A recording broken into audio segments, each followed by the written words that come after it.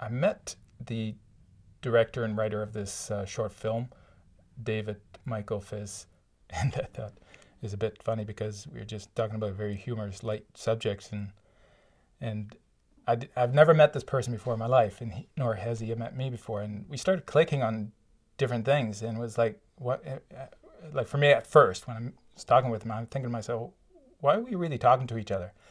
As things may lead to other things, we started talking about the film industry and how he had written a script about this short film and was looking for a lead character to play the role, and that he hasn't found this person yet, and that he had tried several people who auditioned for the part and it never worked out. I felt that when he started talking about the script and the character, that there was a lot of similarities, which intrigued me in many different ways. And he started looking at me in a different light at that point, and it just felt like, he gave me the audition. And I thought this was a really cool circumstances because I felt throughout this whole making of this short film, there's a lot of serendipity happening. I felt that I was prepared for this kind of role in regards that I had some experience a few years ago. I've been on a walkabout in Australia and New Zealand, learning how to play the didgeridoo, which has actually triggered and opened up a creative side of myself which I never really knew was there. The didgeridoo was a very powerful Aboriginal instrument that was used in sacred ceremonies and dances in Australia. Understanding the role of Professor Alex Freed was emotionally challenging. He wrote a book on the Holocaust, and he didn't know that his grandparents were responsible for the death of all these Jews. And he was being confronted by his co-star, the character Sophie, in understanding this.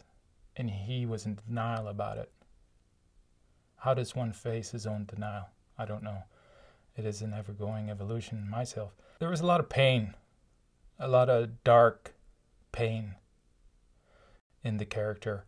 The emotions that he had to face within himself of being who he thought he would never become, or never thought he'd be responsible, or that actually he wasn't responsible, but felt he was. So it's a lot of twisted pain, dark twisted pain. Well, my character, Professor Alex Freed, how it connected with Sophie, played by Sissy, was really actually has many ironies involved, I think. Because in real life, I couldn't say that we really connected. But in character, I think we connected really well because we both wanted to act.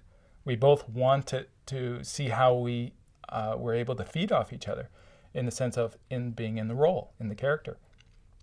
And there were some really good things that we were actually feeding off each other in creating those characters or acting out those parts in a real way. So in many ways, the drama was very truthful for me anyhow. And it was wonderful working with these people. I hope this process has changed me in a way of understanding. Well, actually, it's given me information or knowledge of the Jews, of the Holocaust, and understanding actually a little bit of where my parents come from in many respects because they were Dutch-born and the character were German. So there was a lot of contrasts or similarities there that I can identify with, understanding my parents to a certain degree and knowing of my grandparents. I just heard recently from my sister that my grandparent was involved with saving some of those Jews.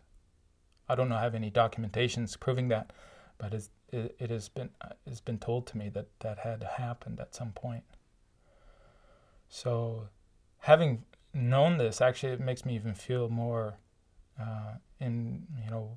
part of that character in many ways, having knowledge of that era.